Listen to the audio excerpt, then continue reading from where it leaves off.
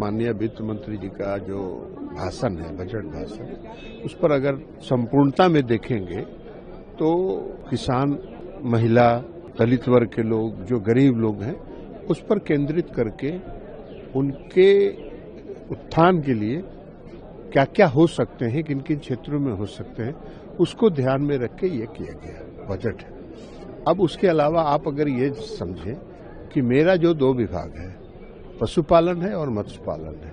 पशुपालन के क्षेत्र में हम आज पूरे दुनिया में दूध उत्पादन में पहले स्थान पर हैं, लेकिन हमारे देश में जो पशु स्वास्थ्य से जुड़े विषय थे, उसके आधारभूत संरचना की थोड़ी कमी थी।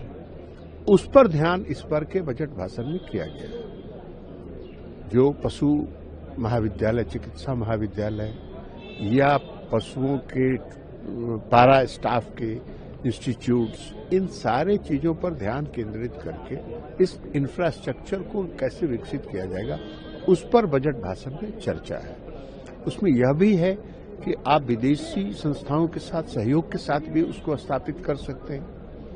इंटीग्रेटेड वैल्यू चेन, जिसमें पशु है, पोल्ट्री है, डेयरी है, इस इंटीग्रेटेड वैल्यू चेन को संगठित क्षेत्रों में लाके एपीओस के माध्यम से, सहकारी समितियों के माध्यम से, इनके माध्यम से इसको इंटीग्रेटेड वैल्यू चेन को विकसित करने पर ध्यान दिया गया है।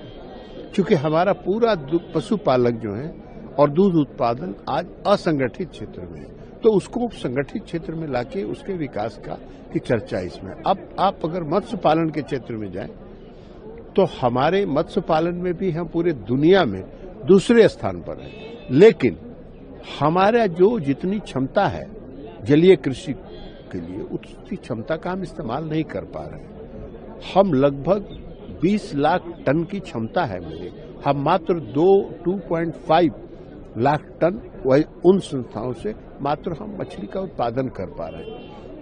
उसको कैसे विकसित किया जाए, इसको ध्यान में रख के 500 अमृत सरोवरों में को जलीय कृषि के लिए कैसे विकसित किया जाए, उसकी चर्चा है।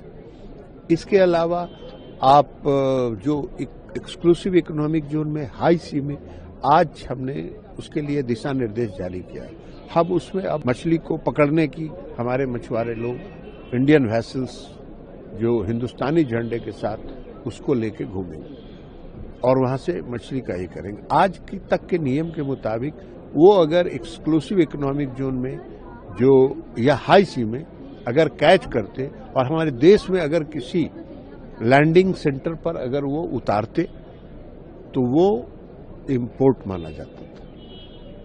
अब वो ड्यूटी फ्री हो गया और हम अगर उसी कैच को अगर विदेशों के किसी पोर्ट पर उतारेंगे तो वो हमारा एक्सपोर्ट माना जाएगा।